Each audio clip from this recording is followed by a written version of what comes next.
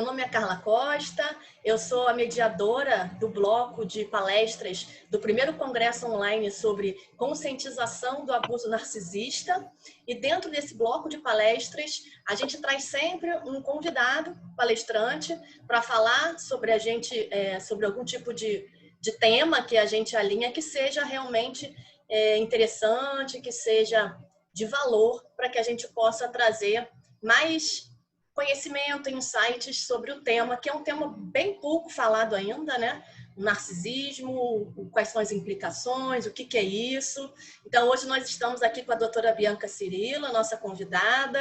Já quero agradecer muito, né, o fato de você ter aceito o nosso convite, doutora Bianca. Eu sei que a sua agenda é bastante puxada, então fico muito feliz, muito honrada que você tenha aceito esse desafio de falar de um tema que é bem pouco falado, mas a gente está aqui para isso, né? Para justamente levar conhecimento e levar cada vez mais insights para as pessoas poderem lidar com isso, que é algo novo, né? Então, eu peço você, Bianca, que se apresente, fale um pouquinho para o nosso público quem você é, o que você faz, para as pessoas poderem te conhecer.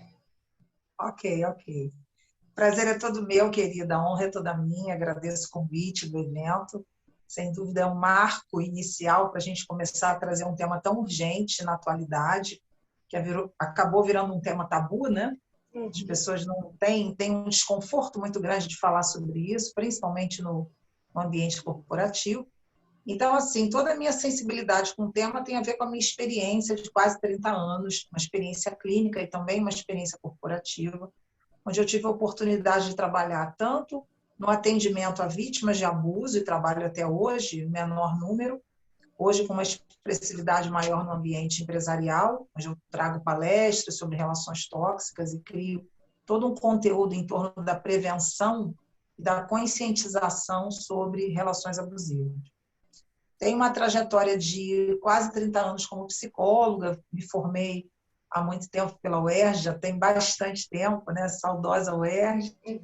Fiz mestrado, fiz doutorado, fiz uma pós em psicologia jurídica e todo o meu percurso foi em torno do estudo sobre a violência psicológica e a violência também física. A questão do abuso afetivo, ela entra justamente na violência psicológica.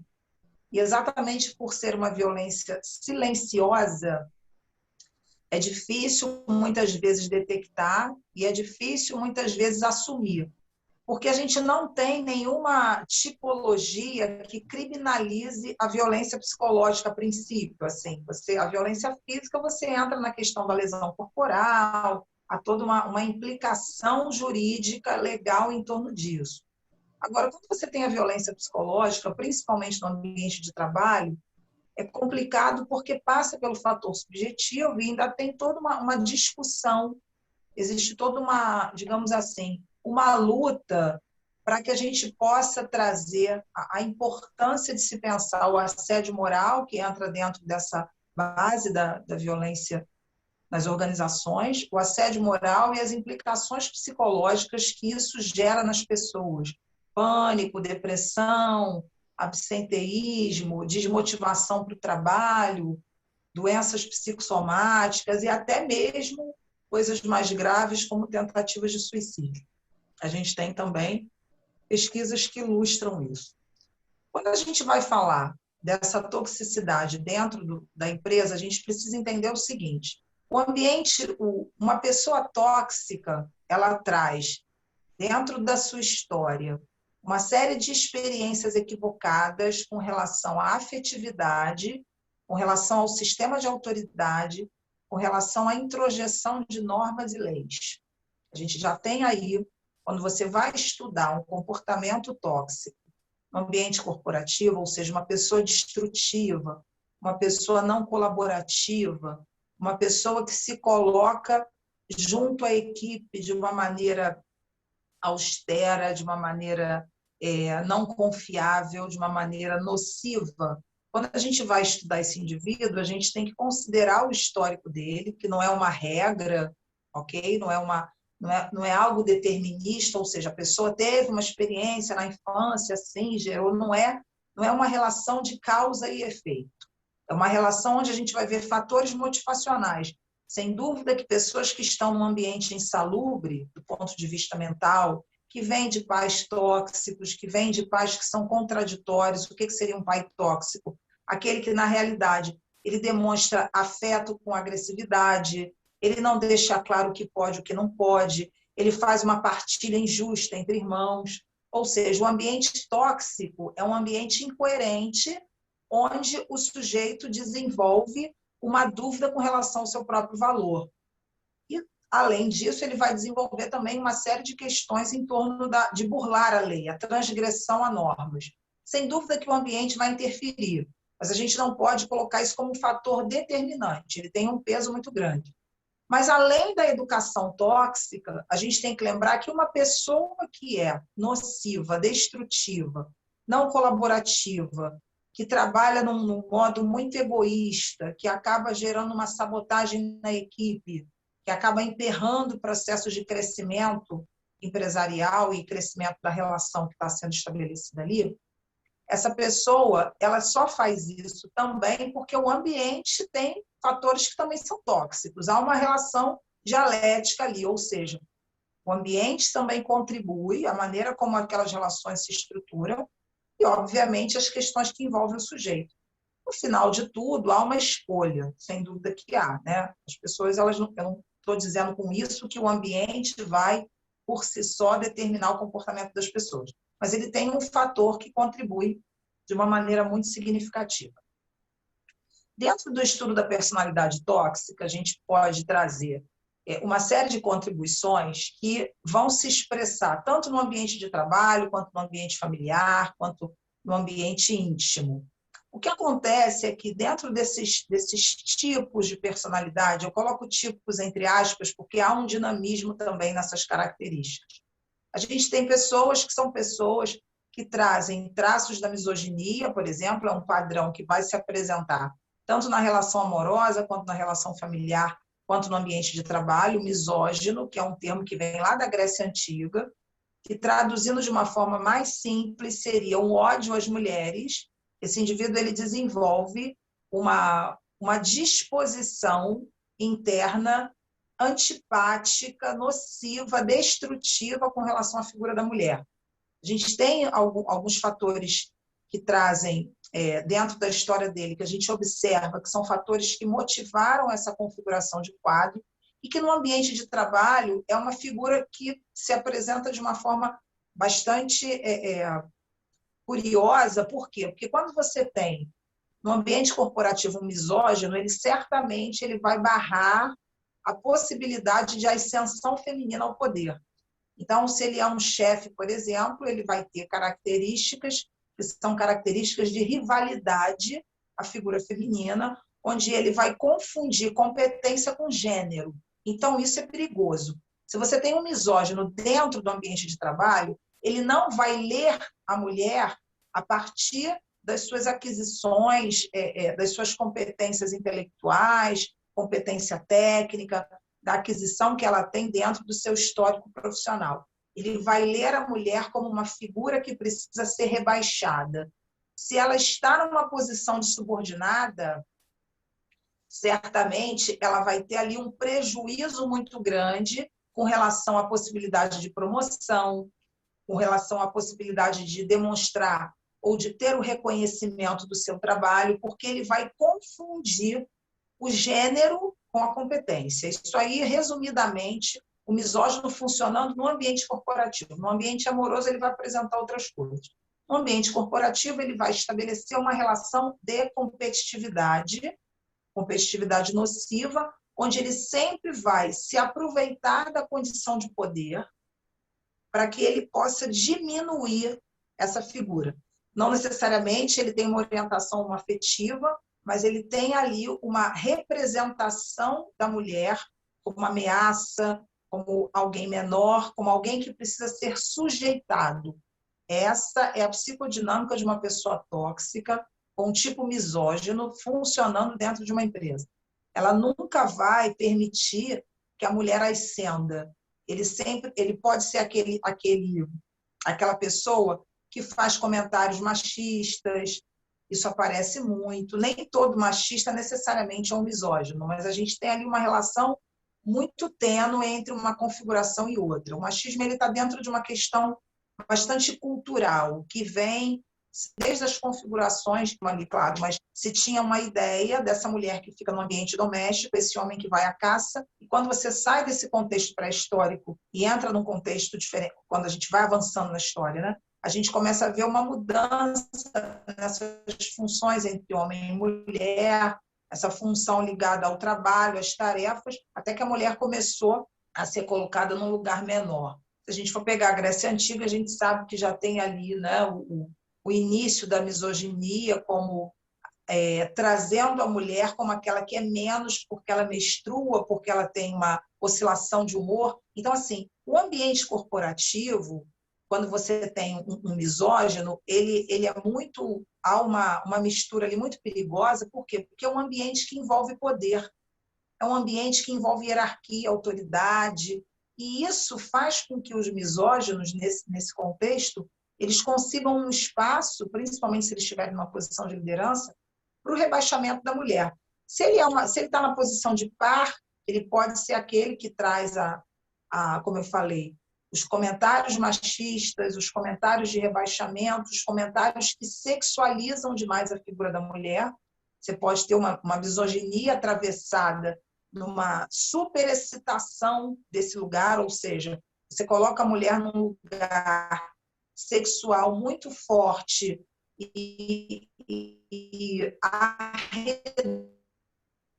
reduz a um objeto sexual. Isso pode ser também um reflexo comum. Isso porque, se a gente for pegar a história do trabalho, a gente sabe que, a partir da Revolução Industrial, a gente tem ali uma mudança significativa nessas relações de gênero dentro do trabalho.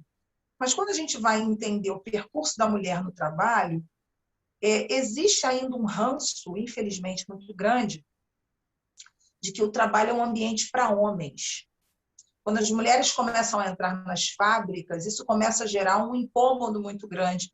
A figura do macho, digamos assim, né? Aquele que acredita que o ambiente de trabalho é um ambiente próprio para o homem.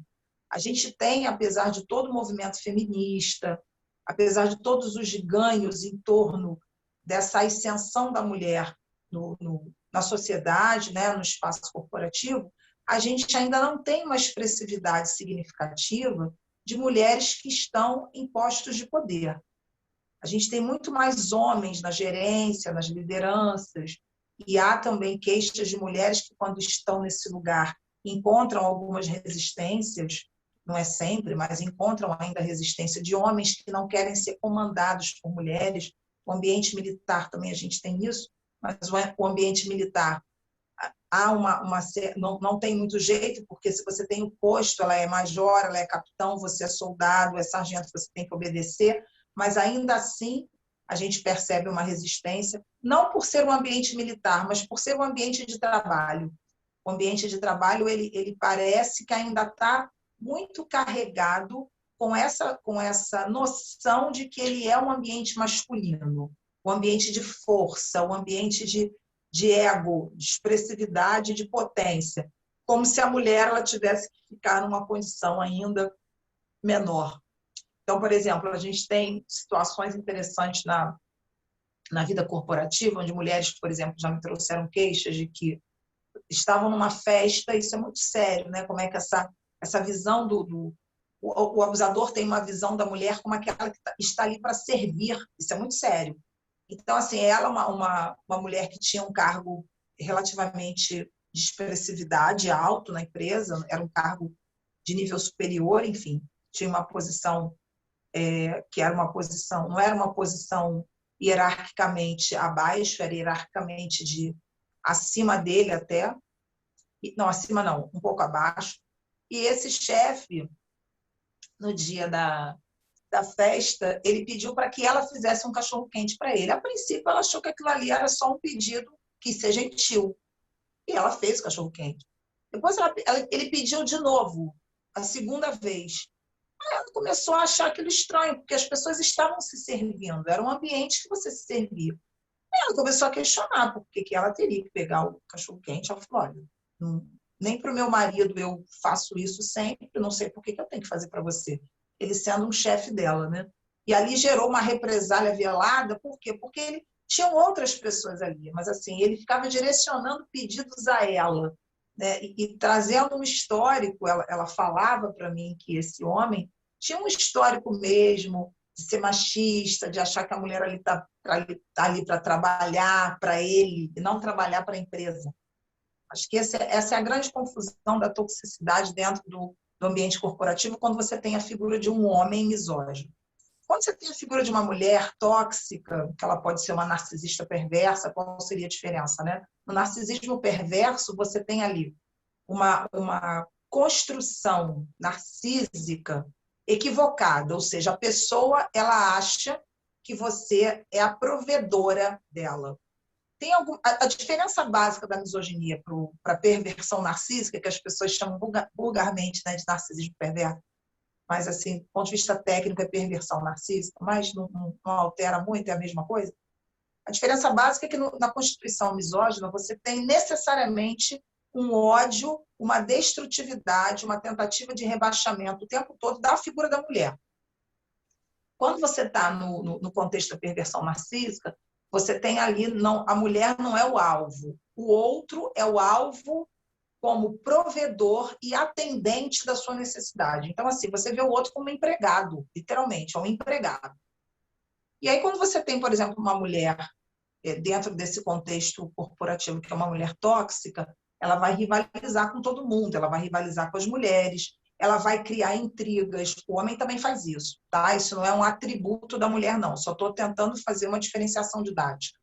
A pessoa tóxica, independentemente do gênero, seja um misógino, seja um perverso narcísico, se for um psicopata, a situação é outra, é muito mais séria. Aí é um outro nível de risco psicológico. Quando você tem um psicopata dentro de uma empresa, um abraço, né? É muito perigoso, principalmente porque eles são silenciosos, assim. É difícil você pegar um psicopata, você conseguir travar a pessoa nesse processo. Quando você identifica, ele já fez um estrago muito grande. Então, vamos lá. Voltando à questão da toxicidade, sendo essa figura feminina. Ela vai o quê? Ela pode utilizar da condição feminina para conseguir coisas, utilizando a sedução, por exemplo. Se ela é uma pessoa tóxica, ela pode fazer isso. Ela vai, sem dúvida, mudar o comportamento quando ela está diante do chefe, ela tem um comportamento, pode ser o homem ou a mulher, nesse caso agora. E depois ela tem um outro quando ela está diante dos pares. É aquela pessoa que aparentemente você diz assim, nossa, mas fulano é tão legal, tão bacana, mas por trás ela está destruindo as conexões. Ela está destruindo a rede. Ela está deixando de mandar um e-mail, por exemplo. Ela está falsificando, ela, pessoa tóxica. Ela está falsificando alguma coisa, ela está sabotando a equipe. E aí tem uma coisa muito perigosa que aparece no ambiente corporativo, que é muito propício, que é um tipo de personalidade abusiva, que casa muito bem com esse ambiente, não que apareça só nele, mas que casa muito bem com esse ambiente, que é o que a gente chama de hostilidade passiva, que aparece muito nos tipos agressivo-passivos. São pessoas tóxicas, por quê? Porque são pessoas que não são empáticas, são pessoas que não conseguem visualizar o outro como um sujeito portador de direitos, o outro é apenas uma moeda de troca, o outro está ali para servir, para atender, para beneficiar, ok? Então, uma pessoa tóxica, ela está voltada ao interesse próprio em demasia. Todos nós temos o nosso interesse próprio, óbvio. Temos que cuidar da gente, temos que, enfim, faz parte o autocuidado, faz parte de um processo ligado à nossa saúde mental, à nossa saúde física. O que a gente está falando, quando a gente tem uma personalidade tóxica, por N fatores, há uma multifatorialidade. Você não pode falar que isso gerou aquilo. Há toda uma complexidade na estruturação de uma pessoa tóxica. Eu costumo colocar 2 crivos, que eu vou falar agora, para que a gente entenda, né? Fica mais fácil o diagnóstico. Pessoas que não são empáticas, nunca são empáticas, nunca são. Elas fingem empatia. Isso acontece muito no ambiente de trabalho.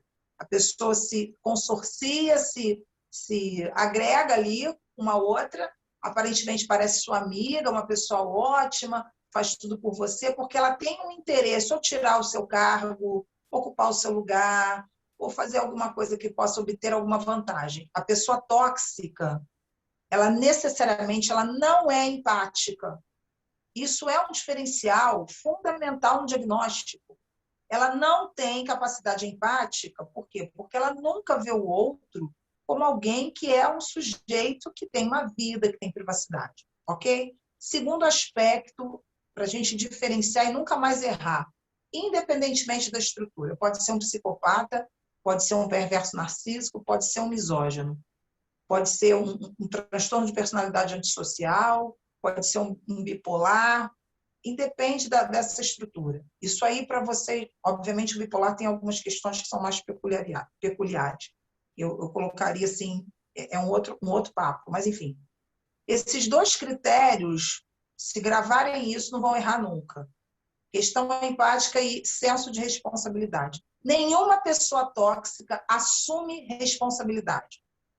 Dentro desse contexto de um narcisismo abusivo, você vai ver isso sempre. A pessoa não tem nota de culpa, nunca foi ela, ou sempre tem uma justificativa. Ela tem uma imaturidade psicológica tão grande que ela se coloca na posição daquela que fez isso porque alguém fez também, sabe? Há sempre dois pesos e duas medidas.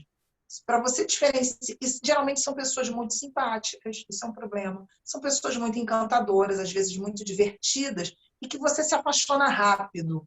Aquele cara muito disponível, muito legal, não deixa que eu faço, deixa comigo. Isso também acontece. É um estereótipo, não é sempre assim, tá? Mas isso acontece muito. Há uma coincidência desse tipo de perfil com esse tipo de comportamento. E aí são aquelas pessoas que vão ganhando a sua confiança pela simpatia, pelo carisma, pela boa comunicação. Se ele for um psicopata, então, nossa, aí é muito sério. E aí o que acontece? Você vai confiando, até que ela demonstra que numa situação, por exemplo, onde teve um problema na empresa, ela deixou de fazer alguma coisa que gerou um prejuízo numa reação em cadeia de um processo X lá.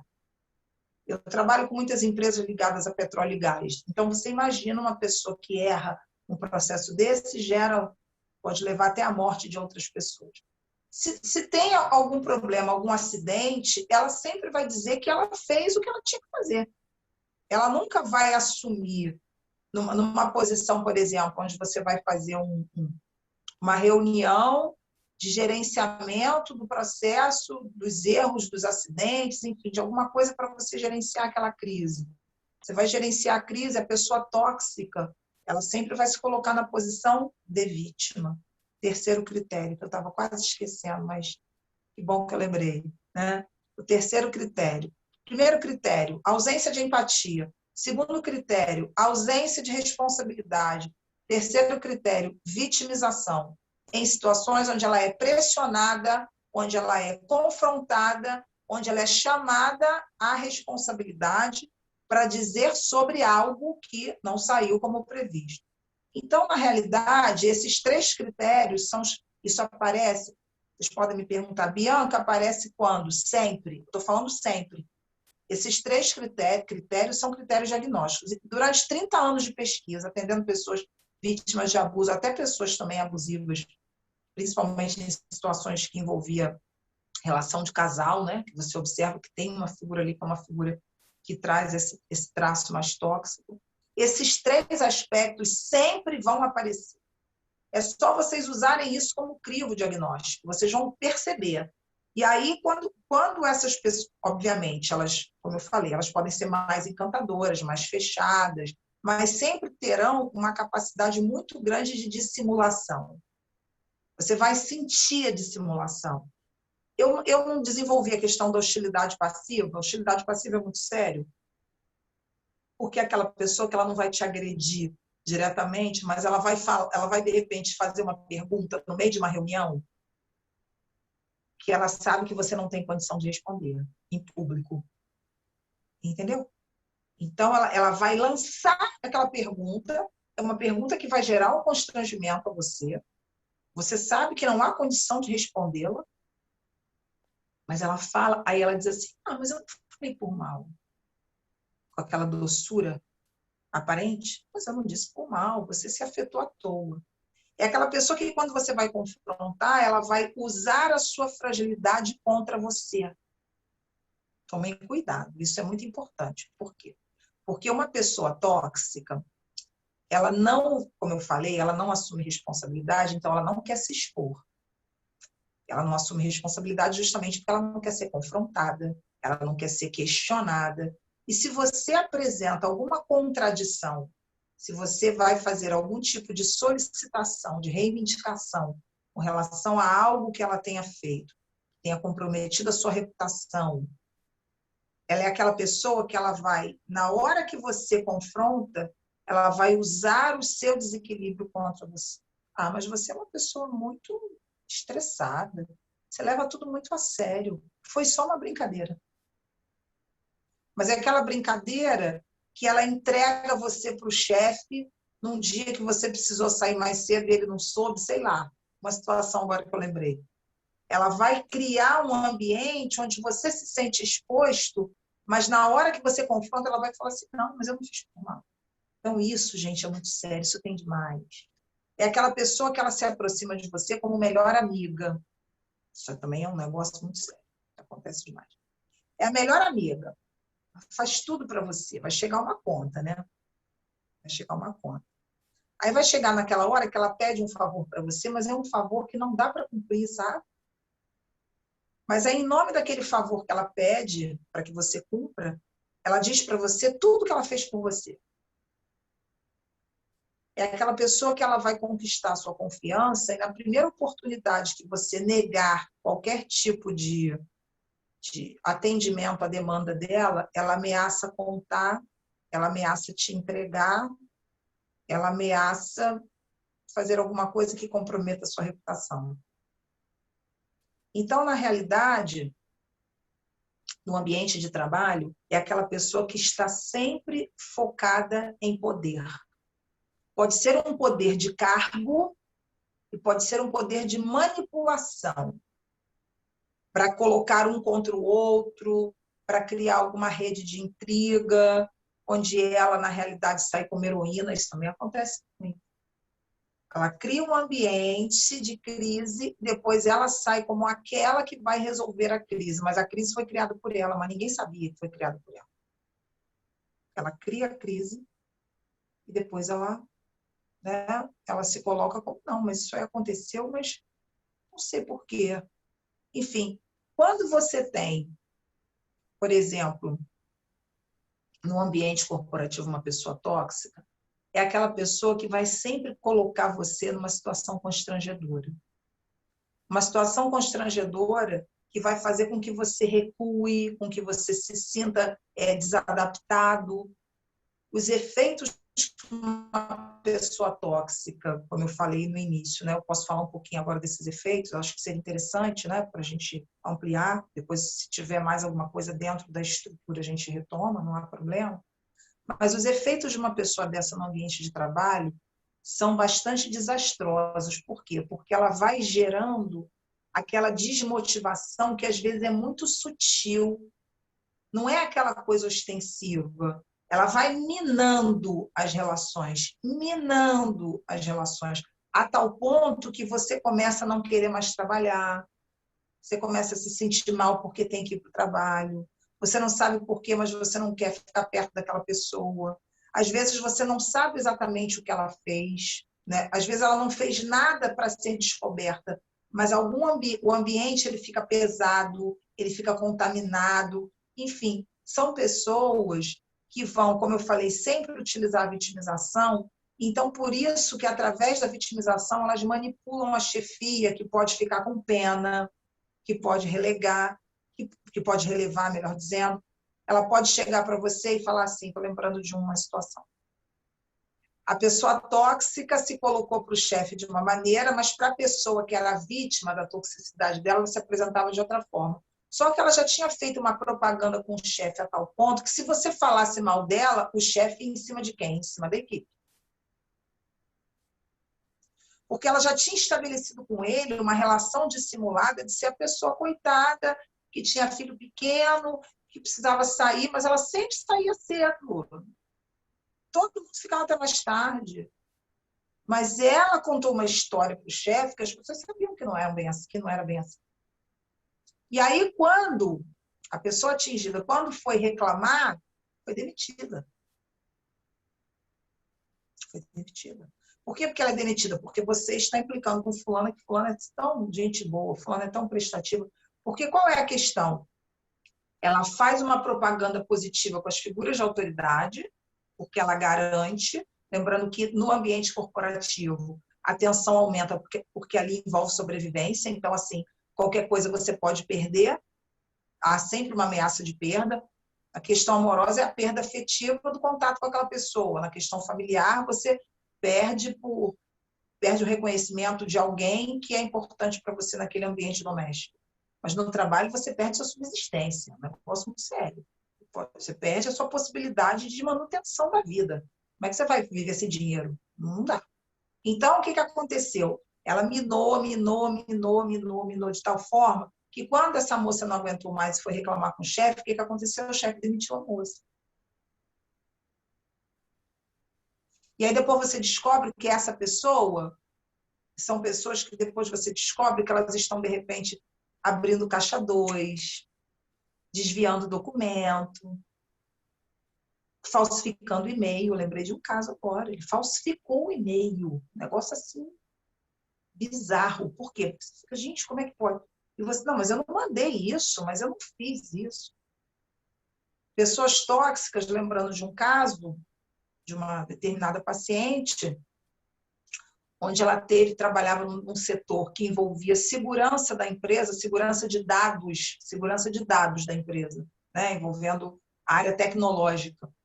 Segurança de dados que envolvia também o quê? Envolvia contabilidade, envolvia... Ela foi convidada a participar de um esquema perigosíssimo, comandado por um líder tóxico, e ela não aceitou. Ela pagou caro. Ela foi sendo destituída de várias funções até chegar numa função que era uma pessoa que já estava num nível assim, master.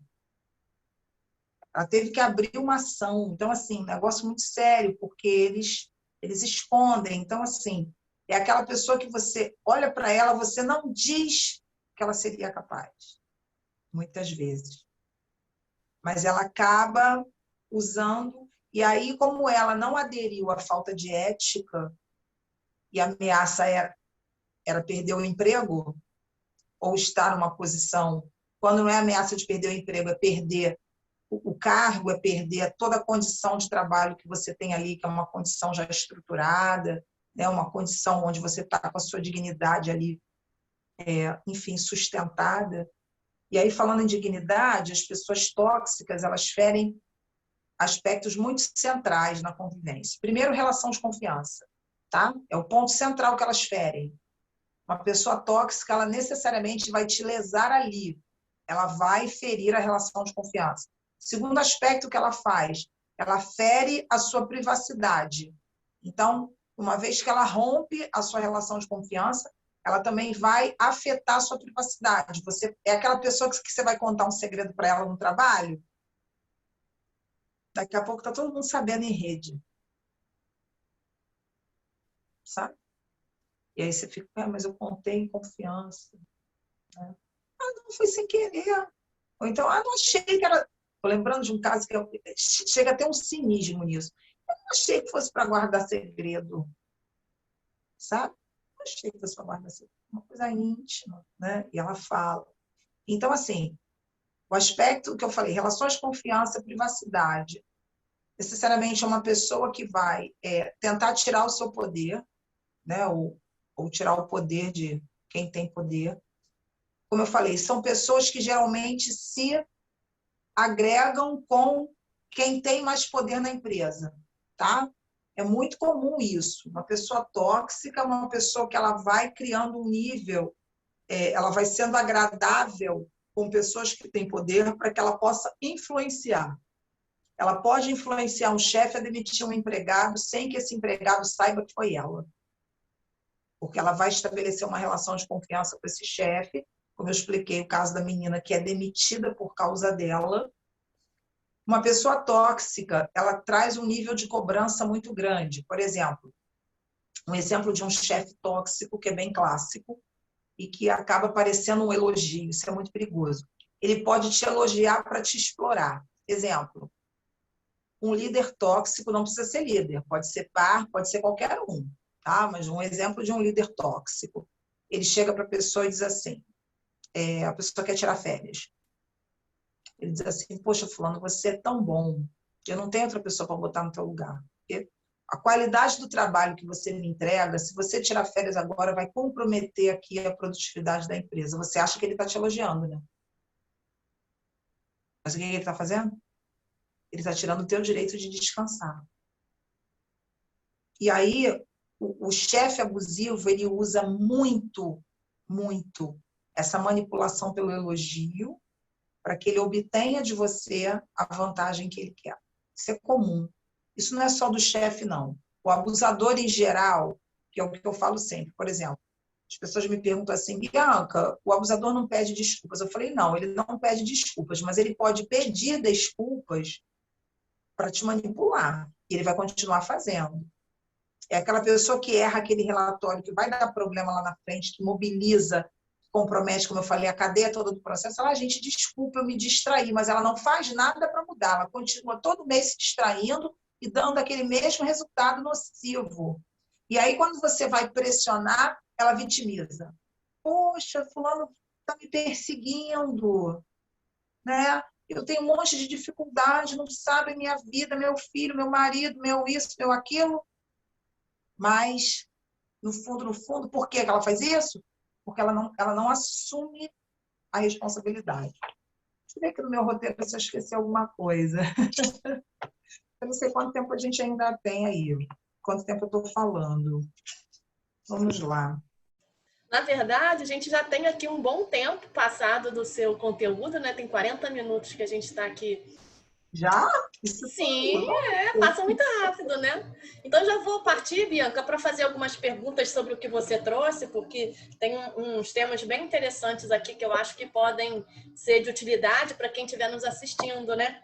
Você falou sobre muito aí os perfis, né? Pincelou as características de pessoas tóxicas, né? Aí eu fiquei com a seguinte curiosidade: toda pessoa tóxica, ela é portadora de algum tipo de transtorno mental? Eu não diria um tipo de transtorno mental. É um transtorno mais afetivo. Tá? Os casos que você trouxe são, né, misoginia, você falou do bipolar, você falou do narcisismo. É um transtorno mental, mas não é uma... Porque transtorno mental dá a sensação de que há algum tipo de retardo ou comprometimento da cognição. Não é isso. Ok? Por exemplo, o psicótico. Ele não é uma pessoa tóxica porque ele tem um transtorno mental, ele tem um prejuízo do entendimento da realidade, né? O psicopata, ele não é louco, por exemplo. O psicopata, ele tem um transtorno afetivo, a cognição dele é preservada, ele é inteligentíssimo, né? Eu diria que é um transtorno afetivo que compromete, sem dúvida, o funcionamento do psiquismo, a leitura que ele tem da realidade, compromete, veja bem, o transtorno abusivo, genericamente, ele compromete as relações, as interações do sujeito com ele e com o ambiente. Então, ele tem um transtorno psicológico, ele tem uma distorção na sua percepção do lugar do outro e do seu próprio lugar. Ele não consegue desenvolver a interação empática, a interação madura, a separação do seu espaço privado para o espaço privado do outro. E, por exemplo, a pessoa com um transtorno abusivo, ela não considera o outro como sujeito que tem direito à privacidade. Não tem privacidade para uma pessoa tóxica, não tem privacidade alheia. Ela te invade. Isso que é a pessoa tóxica, ela te invade. Ela não tem aquele pudor, digamos assim, né, do escrúpulo, sabe? Olha, existe um escrúpulo ali, o espaço dela. Não, se ela tiver que abrir a tua carteira e pegar dinheiro, ela vai pegar. se ela tem um transtorno antissocial, né? Há ali um comprometimento dessa relação na interação com o outro, nesse lugar social. Ela burla a regra da convivência. A pessoa tóxica é uma pessoa que transgride a regra de convivência. Você tem, como eu falei, os tipos, né? Você tem características peculiares, mas o geral de todos eles é esse. Ou seja, ela não assume responsabilidade para ela porque ela invade o seu espaço. Então, assim, se você se ofende, é porque isso é um mimimi. Você não tem que se ofender com nada, porque a necessidade dela vem primeiro. Não tem empatia por isso. Uma pessoa tóxica, ela não pensa em você, ela só pensa nela. Não importa se para atingir aquilo que ela precisa, ela vai te ferir, vai te magoar, vai causar algum dano a você. O importante é que ela atinja o que ela quer. E até pegando o gancho disso que você está trazendo, Bianca, eu queria que você também desse o seu olhar, né, a sua visão, sobre uma pessoa portadora desse transtorno de personalidade narcisista, né? Ela vai ter necessariamente alguns critérios, né, que fazem parte do diagnóstico para que a pessoa realmente seja enquadrada como sendo portadora desse transtorno, né? Mas você acha que necessariamente uma pessoa que tem a personalidade narcisista, ela vai se tornar um abusador ou uma abusadora?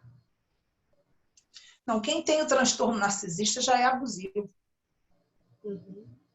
O narcisista patológico, ele já é um abusador. Porque o transtorno narcisista, ele já fere a relação de convivência. Porque o que é o transtorno narcisista, genericamente? Eu sou o centro do mundo. A minha necessidade vem em primeiro lugar. Não tem a sua necessidade, tem a minha necessidade. O transtorno narcisista ele vai ser abusivo por quê? Ele vai entrar no seu celular, se ele é um namorado, para ele apagar todos os contatos, porque ele é o centro do mundo e você é uma propriedade dele, já abusou, já entrou na tua privacidade. Ele já feriu.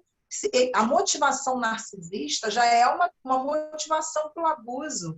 Ela já traz o comportamento abusivo porque, veja bem, quando você tem uma pessoa abusiva, você tem ali uma pista de uma personalidade que é transgressora, que já está dentro dessa lógica do narcisismo, que está dentro pode ser o misógino, pode não ser o narcisista perverso, mas está dentro dessa lógica de transgressão a essa percepção de que existe um sujeito com ele, não existe uma pessoa. Existe um atendente, existe alguém que tem que suprir minhas necessidades. Então, assim, se eu tenho ciúme, não interessa se eu tenho que rasgar a roupa se ele tem que rasgar a roupa da mulher na rua, estou lembrando aqui de uma situação.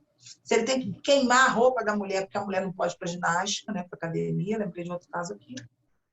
Né? Então, assim, não interessa se ele vai invadir a sua privacidade. Ele tem que atender ao desespero dele, enfim, de aplacar aquela dor, seja lá o que for que estiver dentro dele que está incomodando. Porque ele tá assim por sua causa. O narcisista, ele sempre vai te culpar. São aquelas pessoas que se queixaram ao longo de todos esses anos comigo com a mesma queixa. Bianca, eu sou culpada por tudo que acontece com ele. Ele já veio pronto, né, da história de vida dele, e ele vai se relacionar no trabalho, na vida íntima, botando a culpa em você sempre. Não existe possibilidade de um diálogo com uma pessoa narcisista. É um duelo. Não é um diálogo, é um duelo. Quando você fala de narcisismo patológico, eu fico curiosa. Existe um narcisismo que não é patológico? Sim. O desenvolvimento narcísico de todos nós. Todos nós somos narcisistas em que sentido? Se a gente for pegar um referencial da psicanálise, é um tipo de referencial, tá? Não é a verdade. É uma forma de ler o psiquismo. O Freud, em 1914, ele desenvolveu um texto que é chamado Sobre o Narcisismo, para falar do desenvolvimento psíquico ou desenvolvimento psicológico, dizendo que o narcisismo tem a ver com o quê? Nós teríamos uma energia, que é a libido para ele, né? Que é uma energia que está ligada à constituição da sexualidade, não sexualidade como ligada ao aspecto fálico, não. A sexualidade como constituição do masculino e do feminino, constituição do sujeito. Essa energia, parte dessa energia, você investe no mundo externo para você se relacionar com as coisas e com as pessoas, e parte dessa energia você investe no ego, em você, né? Para o autocuidado. Essa energia que você investe em você é energia narcísica. A gente precisa desenvolver o nosso narcisismo para a gente o quê? Ter autoestima, digamos assim, para a gente ter autocuidado, para a gente se olhar como um sujeito, desenvolver afeto por nós, né? Desenvolver amor, ou seja, o narcisismo é que faz cuidar de mim. Ele só é patológico quando você não consegue entender que existe o outro. Que aí é o que a gente chama de tóxico, ou seja, há um investimento demasiado dessa energia em si mesmo, a tal ponto que você entra num comportamento egoísta, sem uma notificação de valor moral aí, religioso, não. Egoísta porque só pensa em você. Primeiro você, segundo você, terceiro você. Por que o narcisista é insustentável a relação com ele? Porque ele vai mentir, ele não vai, ele vai burlar as regras de convivência salutar, né? Porque ele está autocentrado. Então, o narcisismo no seu percurso vem lá do mito de Narciso, né? A história lá de Narciso, Freud tirou da mitologia grega esse termo. Então, é importante, você se olha no espelho, você se cuida, você gosta de você atende às suas necessidades. Quando você está no narcisismo tóxico ou abusivo, você está em tudo isso que eu falei. O misógino, ele não é considerado um narcisista. Porque tem outras questões. O termo, né? O termo não é um narcisista. Tem o narcisista perverso, que é um termo que o André Martins ele trabalha muito no texto dele, muito interessante, sobre a violência silenciosa. E você tem o misógino, que é uma característica diferenciada. Ele não é um narcísico, ele é um perseguidor feminino. Ele é um tirânico. Ele na realidade, ele pensa em si, claro, nesse sentido, sim. Mas é diferente da outra composição, que é muito mais autocentrado. O misógino, não, ele é um visionário, ele é aquele cara ciumento, aquele cara que, às vezes, ele vê a mulher como propriedade dele, como menos. O narcisista perverso, não necessariamente ele vai ter a mulher como um alvo. Não é, a questão não é essa. Outra curiosidade sobre o que você está trazendo. Outra curiosidade é sobre a misoginia. Existe misoginia em mulheres também ou isso é típica do gênero masculino, essa perseguição de mulher com mulher? A gente pode ver, sim. Alguns autores falam, isso é um tema controverso, ou seja, alguns admitem que não, outros admitem que sim. Eu considero que sim, porque eu acho que a misoginia é um ódio às mulheres que você desenvolve por uma série de distorções na representação com esse feminino, né? E essa mulher pode ser uma perseguidora de outras mulheres, claro que pode, né? Isso aí não vejo um problema, porque não está associado necessariamente ao gênero de quem sente, está associado ao objeto da perseguição, que é a mulher, né? Então, se você tem, é muito comum em homens, né? Porque isso aí acho que é uma questão mesmo da gente conseguir perceber com mais facilidade, mas não significa, é igual a questão da histeria. A histeria que foi estudada por Freud, né? Equivocadamente a gente acha que não teriam homens histéricos, tem um monte, né? Porque o padrão histérico dentro do estudo da psicanálise tem a ver com motivações ligadas à personalidade, como a misoginia também. Então você tem mulheres que são misóginas com certeza, né? Tem, elas podem não se apresentar com uma frequência que a gente consiga rastrear com tanta facilidade, mas tem sem dúvida. Eu concordo que tenha, mesmo que alguns autores acham que não. Seria assim, seria inadequado o emprego do termo, né? Obviamente que a misoginia ela vem de um contexto cultural grego, onde a predominância era do homem, porque a mulher era nada, né, na sociedade grega. A gente não era nada, a gente não tinha lugar nenhum. A mulher ela estava vinculada ao espaço doméstico, a gente não tinha voz pública, a gente não tinha voz política, a gente não participava de nada. Então, assim, a mulher era considerada apenas um objeto de procriação. Então, parecia ali misógina beça homem, né? Era mais difícil ter uma mulher misógina, porque acho que as mulheres eram mais solidárias, né? Mas, assim, com a evolução histórica, a gente tem muitas mudanças aí, né? Bianca, sobre o perfil que você trouxe de pessoas tóxicas, né? Você citou aí 3 critérios que seriam os critérios básicos, né? Para a gente poder identificar as pessoas que teriam, né? Não têm empatia, ausência de empatia, ausência desse senso de responsabilidade e também se colocar em posição de vítima, né? Aí eu fico pensando, quando a gente olha para esse cenário corporativo, profissional de uma forma geral, né, empresas, a gente pode olhar para os 2 lados da moeda. Queria ouvir a sua opinião sobre o seguinte: tanto as pessoas que se sentem perseguidas ou discriminadas, né, por um líder que tem essa característica, que seja tóxico, um par tóxico, alguém na equipe, não importa, né? Ela pode se sentir prejudicada, porque, claro, isso afeta a carreira, né? A pessoa, como você trouxe o exemplo, inclusive, né?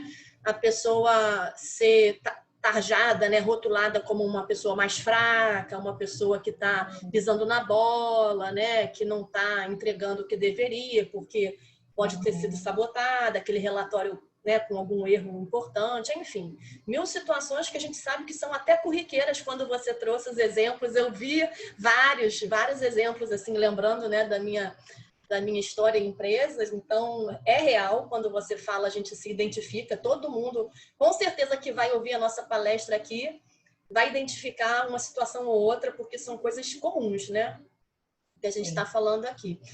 E aí eu queria ouvir de você os 2 lados da moeda, né? A pessoa que está sendo perseguida, né, por um líder ou uma pessoa tóxica na empresa, e se isso também pode ser um artifício, pode ser uma, vamos dizer assim, uma barganha que a própria pessoa tóxica possa utilizar a favor dela, de achar que ela está sendo perseguida, que ela está sendo rotulada, que ela está sendo discriminada, porque como a gente está falando de pessoas inteligentes, de pessoas que estão ali, né, avaliando todo o cenário, muitas vezes, pelo fato deles cometerem erros, eles podem se sentir sob pressão, né, no beco, aquele beco sem saída, né, e nessa situação reverterem o jogo, ao invés deles se admitirem os perseguidores, né, ou aquela pessoa que está discriminando o outro, virar o jogo e colocar como se na questão da vítima, né, ele mesmo sendo perseguido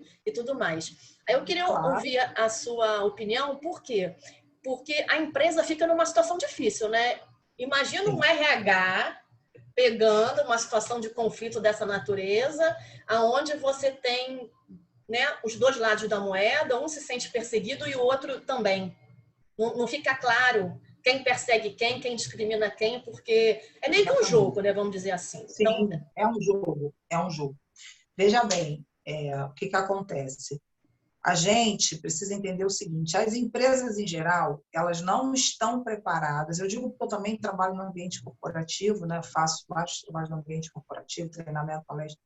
Em geral, as empresas não estão preparadas para lidar com essa questão da personalidade tóxica, da toxicidade nas relações, tá?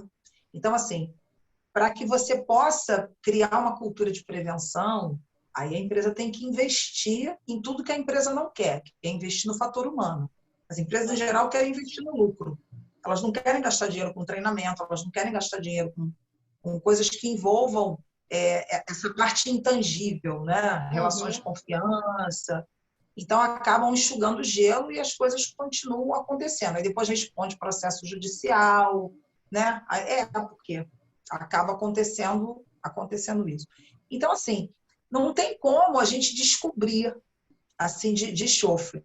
O importante é observar aquela constância, aquela pessoa. Porque o que acontece, Carla? Quando você descobre uma pessoa tóxica, o grande problema é que quando as empresas não têm relação de confiança, aquela pessoa que é a vítima, ela fica isolada. Ela fica isolada. Tá? Até porque, se ela for falar, ela pode ser demitida. Há uma cultura do medo muito grande nas empresas, e principalmente por conta das lideranças, que essas pessoas tóxicas acabam o quê? Acabam se espalhando quando o próprio líder não é tóxico. Então, eu vejo assim, eu vejo que isso é um ganho que se desenvolver uma maturidade muito grande para que a gente comece a colocar na pauta de discussão esse desconforto. esse desconforto. Ou seja, como é que as relações estão? Como é que a gente pode criar cultura de prevenção? Como é que a gente pode ouvir os outros? Passar confiança para que outras pessoas possam também falar do comportamento daquela pessoa tóxica. Como você falou muito bem, ela pode se vitimizar e dizer que ela que é a perseguida. Mas se você tem uma liderança que é uma liderança madura, ela vai abrir para apurar melhor, ela não vai ficar com a opinião de um ou dois. Ela vai o quê? Vai fazer uma reunião de equipe, vai estabelecer uma relação que não é uma relação de medo, vai estabelecer uma relação de valorização do talento do outro. Isso aí a gente está falando de liderança, que é uma liderança top, uma liderança padrão elite, ou seja, onde esse líder ele consegue entender que ele não pode escutar de um lugar só, ele tem que entender, ele tem que abrir. Isso é uma construção. Ele tem que criar uma rotina de um relacionamento preventivo dentro da empresa dele, do espaço corporativo dele, onde as pessoas se sintam motivadas a falar, a gerenciar desconforto, sem ficar com aquela ameaça de perder o emprego. Esse é o problema. É por isso que essas pessoas tóxicas ganham muito terreno, porque a maioria das empresas não quer fazer isso. Quer resolver da forma mais simples, ou manda embora, ou age de uma maneira injusta, manda embora aquela pessoa que não tinha culpa nenhuma, mas que foi o pivô ali da história, porque foi enredada numa situação abusiva sem que ninguém soubesse. O próprio chefe é abusivo, ele não quer ouvir ninguém, então tem que ser o que ele quer e pronto. Então, depende. E muitas vezes o critério que faz a diferença é o seguinte: o quanto essa pessoa me traz de produtividade, me traz de retorno, e essa pessoa vai fazer mais falta? Quem faz mais falta? E às vezes esse critério chega a ser cruel, né? É cruel, mas é um critério cruel. Por isso que eu falo, assim, por isso que quando a empresa tem que ter uma maturidade muito grande para discutir relacionamento abusivo. Até porque, Carla, tem uma coisa muito séria. O abusador, vamos entender o abusador como essa pessoa tóxica. Pode ser um narcisista, um misógino, um psicopata, tudo é abusador. A figura do abusador, ele vai buscar postos de poder. É muito comum. Nem todas as pessoas que estão no poder são abusivas. Não é isso que eu estou falando. Mas pessoas abusivas e tóxicas, elas buscam postos de poder.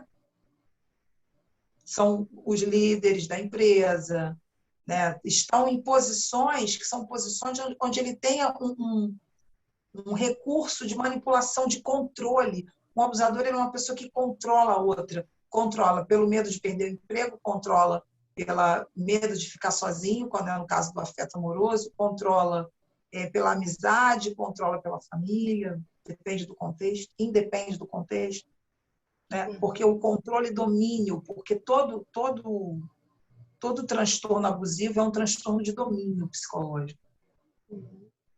E você bem falou que eu acho que é interessante, até para a gente já ir finalizando, porque a gente já está no tempo, né? Passa rapidinho, 1 hora, né? Mas eu acho que é muito rápido. E eu gosto muito do tema que você citou rapidamente aí sobre cultura, né?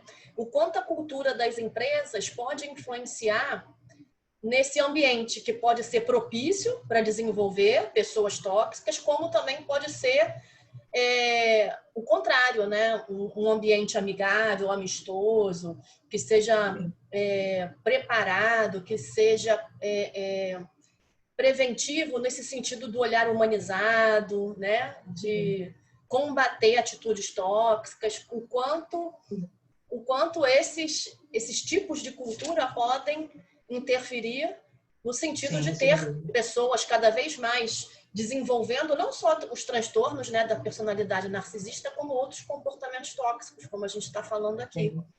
Eu queria que você comentasse alguma coisa e também, se você quiser já dar essa palavra final, fazer um fechamento, alguma mensagem para a gente ir finalizando a palestra de hoje. Claro, vamos então finalizar. Assim, só para essa questão da cultura de prevenção, né? Para a gente, enfim, ampliar um pouquinho, isso é bem típico da nossa cultura brasileira, né? Eu vou além, né? Porque a gente não tem uma cultura de prevenção ainda que, pelo menos, eu me sinta satisfeita, né? A gente ainda está muito na cultura do lucro. né? As empresas, elas ainda agora, algumas empresas estão vendo o prejuízo que isso está trazendo, elas estão começando a humanizar. Um ambiente empresarial salutar, ele vai, sem dúvida, prevenir uma série de relações que possam ser relações abusivas e também vai facilitar para que uma pessoa que já traz as suas tendências, lembrando sempre, o ambiente não é o fator determinante, mas ele contribui, mas a gente tem que considerar a história do sujeito também. Uma pessoa abusiva que encontra num ambiente salutar, não encontra espaço no ambiente salutar, ela vai ser rapidamente identificada e ela não vai compor aquele ambiente. Agora, se você tem um ambiente que já é tóxico, já é nocivo, elas vão ter um espaço muito grande de implantação, digamos assim, das suas táticas, das suas técnicas.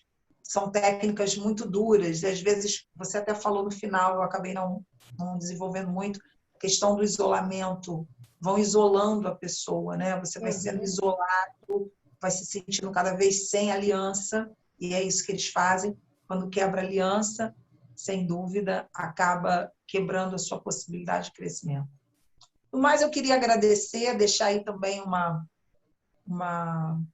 convite para aqueles que quiserem acompanhar esses assuntos. Eu tenho um canal no YouTube, que é o meu nome, Bianca Cirilo, onde eu falo sobre relações abusivas em vários âmbitos, no âmbito profissional, falo muito mais do âmbito doméstico, do âmbito amoroso, mas a gente, enfim, estuda de uma forma geral o abuso. Para aqueles que quiserem acompanhar, a gente tem lá muito material, tem colocado bastante material para que a gente possa refletir. Agradecer aí a participação no Congresso, acho que essa iniciativa é muito boa, a gente precisa sair, uma iniciativa corajosa da parte de vocês, de tirar esse tema do tabu. A gente precisa começar a falar desse desconforto, porque muitos projetos se acabam por conta de uma pessoa tóxica.